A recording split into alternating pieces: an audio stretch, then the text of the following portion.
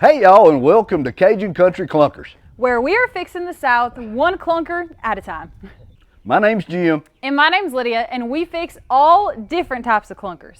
From lawnmowers to golf carts to boats to trucks to old vehicle revivals. We even throw a space shuttle in there too if y'all wanted them. So y'all come along with us today as we tackle this 1991 Club Car DS.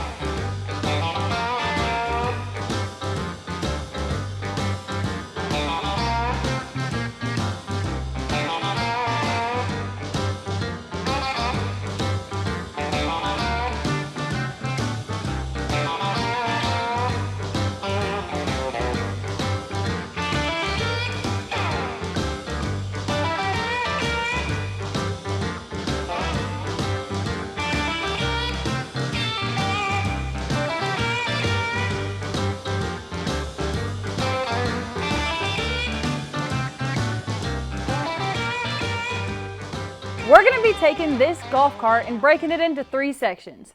Our step 1 is going to be a complete teardown. Step 2 is going to be adding the lift kit, suspension, wheels and tires, all the things that make it look cool. And step 3, we're going to be putting some lipstick on this pig.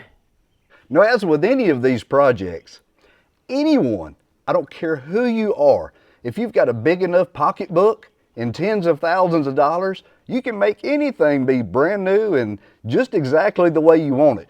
But what we're going to be doing here is we're going to be making something that's functional in every project that we do and doing it on a minimal budget. There are ways that you can do this, and there are ways that you can have the things that you want if you're not afraid of a little bit of work, getting a little bit greasy and dirty sometimes, but you're going to end up with a result that is just as good as your neighbor's, but you can relax knowing that you still have most of the money that's in your pocket and you didn't spend it on letting somebody else do this for you.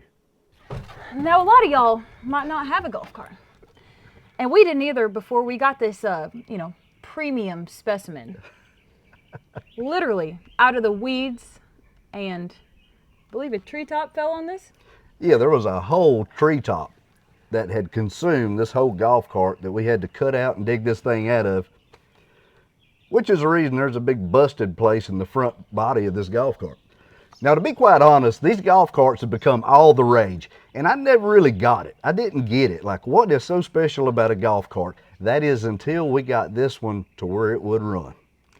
Now, you can find these golf carts for pretty cheap online, different places, and a few $100 will get one about in this condition. And back in the day, early 2000s, fixing one of these golf carts was so expensive. So if you looked into it then, you need to start looking into it now, because the parts and pieces for these golf carts have gone significantly down. Now, we actually got this old girl up and running on an episode on Cajun Country Living. Honey, would you mind sticking that at the end of this video in case anybody wants to see the actual resurrection? I sure will. But since then, this thing has turned into something that we use every day, not just once a day, all day, every day. If it's going to the mailbox, if it's hauling feed, if it's running to grab something from the Cajun Country scrapyard, the sky's the limit. We have had some things strapped to this thing that you wouldn't imagine. Sometimes sketchy, and we do that. So being that we use it that much, we cannot keep using it in this exact condition. So today is going to be the process of step 1, complete teardown. Now, to get this thing up and running, we really didn't add a whole lot to it. Just a few little parts and pieces. One of the parts and pieces we added was a charger, so I'm gonna have to take that loose before we can get the seat off. But one of the things I like about these older setups is they're so simplistic. I mean, if you have a basic knowledge of things, you can kind of track it down like a hound dog and figure out what's going on. And in the 1930s was actually whenever the first golf cart was made, and it was actually made for people with disabilities to get around. Now, in the 1950s is whenever they started actually being used for golfing, and this man named Merle Williams actually used old electric vehicle parts from World War II and made the golf cart. You learn something every day. I did not know that.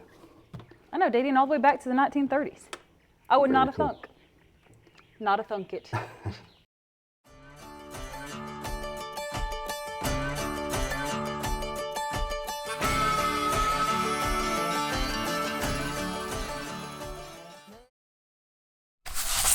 Now most golf carts are either 36 volt or 48 volt. This little jewel right here happens to be a 36 volt, which is fine with us. Now you can change any 36 volt golf cart to a 48 volt golf cart by changing out a few parts. And you're gonna have to add a battery. You'd have to have 48 volts available. You'd have to have a controller that is capable of running 48 volts and the amp load that goes along with it. And you're probably gonna have to replace the drive motor. But we're fine with it being a 36 volt, aren't we? Absolutely. Now, especially on the modern golf carts, there's a lot of different type of digital controllers and things. And the setup on this cart is a resistor cart. And the reason that it's that way is because it has a series of 5 different resistors. And as you press the accelerator, it moves a connecting switch, it's called a wiper switch, up, and it changes the path of current to different resistors. The higher the resistance, the more load going to the motor, the faster and the more powerful the motor becomes. Now let's talk real quick about why we replaced the lead acid batteries with these lithium iron phosphate batteries. And the big reason is for weight reduction. You know, kind of like me. Every once in a while you need a little weight reduction. But there were 6 volt lead acid batteries in this thing, and they weighed a ton. These batteries weigh next to nothing, and they have a lot better output. So even with this golf cart with these little ice cream tires on it, from a stop to taking off, you could actually spin the tires.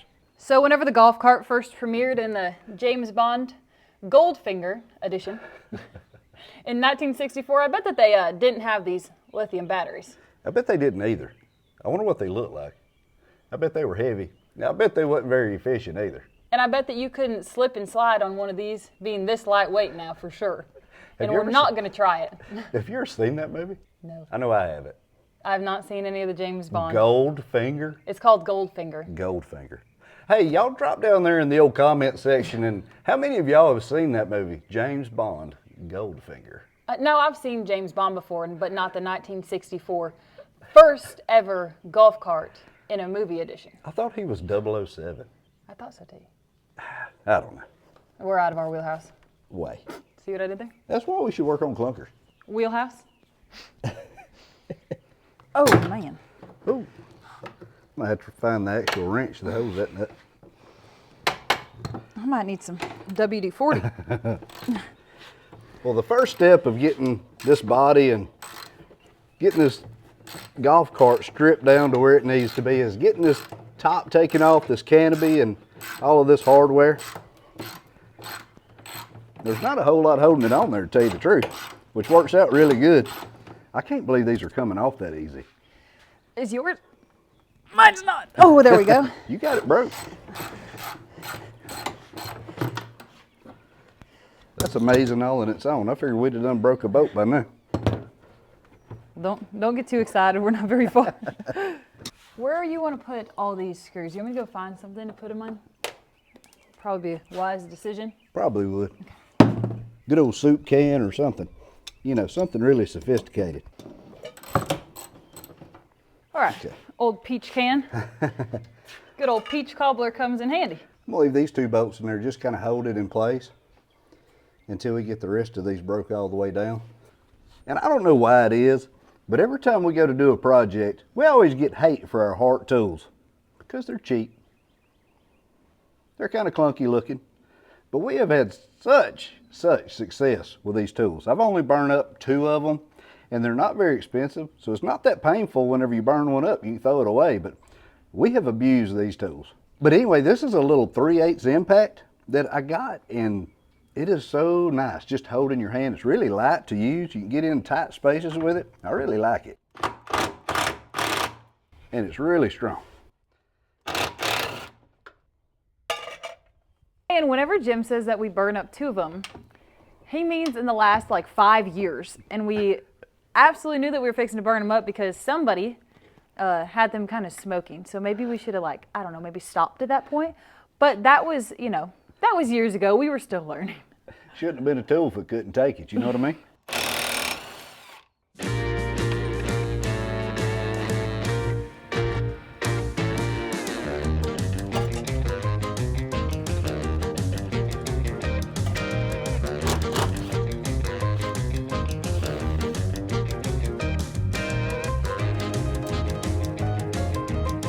Okay, last two.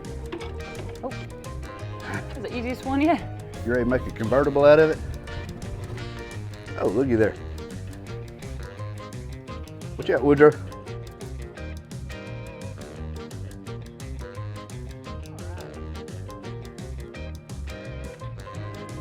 Perfect. All right. That looks like more fun. What kind of tool is this? What do you call this? That's a pop-in plastic clip removing hooters. All right. I have no idea what it's called. There we go.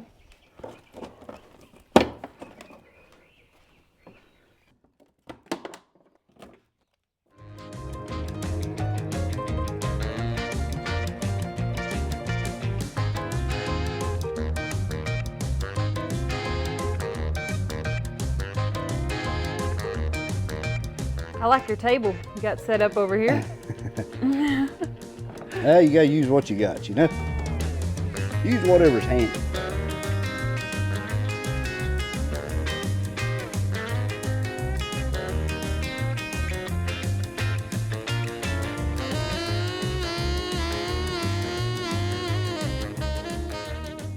We got all of the bolts out as far as what holds the plastic pieces in place, but now we have to take off the controls. The forward, neutral, reverse switch, and where the old charger used to go right here. We don't use this anymore, but it's good to fill up the hole. And I did see to where they have some adapters now, to where if you have a new lithium charger that just has a regular 120 volt plug-in, you can just put that adapter in here. That way the charging port's still full of something instead of just a big hole in your body, and it's super convenient. So you can just take your extension cord and just plug it straight into there. I don't own one of those yet, but hopefully I can sweet talk Lydia and she'll buy us one. Make it look nice and neat.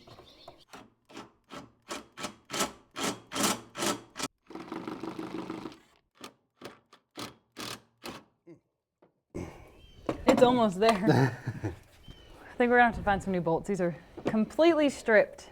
I believe they are. Well, let's see here. That's what makes this stuff fun. To the manufacturers out there and engineers that design these things, what are you thinking when you put a Phillips head bolt in somewhere that's going to be wet all the time? You know what the good thing about this is? We actually got it out. That. And we have a whole nother side to do. I think that both of these screws and nuts do not get to make it in the peach cobbler container. I mean, unless you can find a reason to use that somewhere, but. I've got the perfect place for this.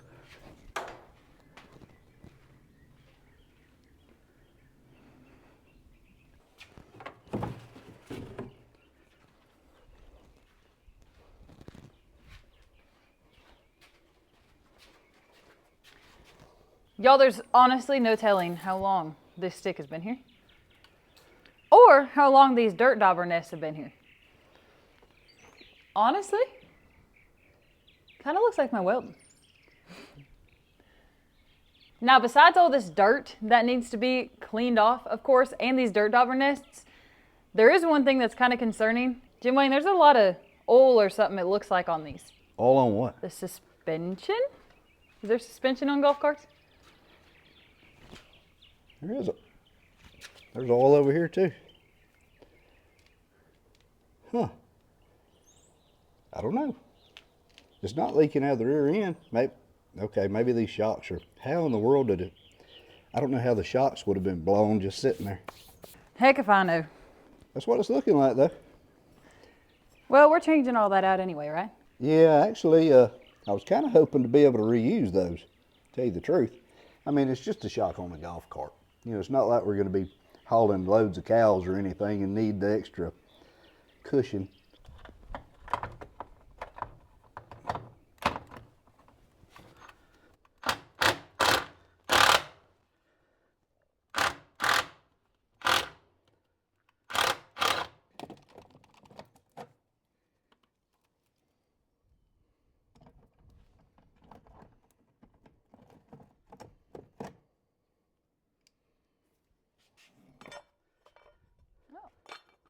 So you can imagine anything sitting around from, I don't know, 1991 You're gonna have a lot of these old rusted bolts that are froze up and that breaks, and Like that one? just like that one. The good thing is they're cheap, readily available just about anywhere. And they get stuck. There we go. All right. We should be ready to pull this front clip off now. Okay. You think of anything else? I'm sure when we start pulling on it, we'll realize something that we're missing. How much of it comes off? Oh, yeah. Here it comes. Oh, okay. There we go. All right. Look, factory air. Look at there. What? Heck of a deal. This thing's been daubed on before. Look at all this green under here.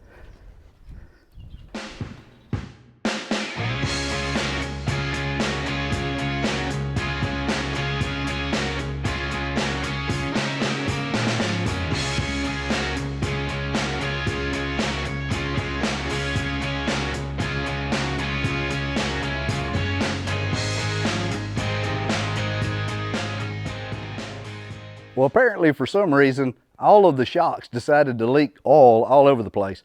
Got all over the rear end, all over the front differential stuff. Anyway, we're going to take some Dawn Power Wash, and that's what we're going to use for Degreaser. Look, I know they make a lot more strong stuff out there, but you know, we've had pretty good success with this stuff. We spray it on there, and if it's really awful, sometimes we'll have to do it twice, sometimes 3 times, but you don't ever have to worry about it killing your grass, killing your plants. Kind of a hidden little gem there. Well, apparently we're going to have to work on the brakes too.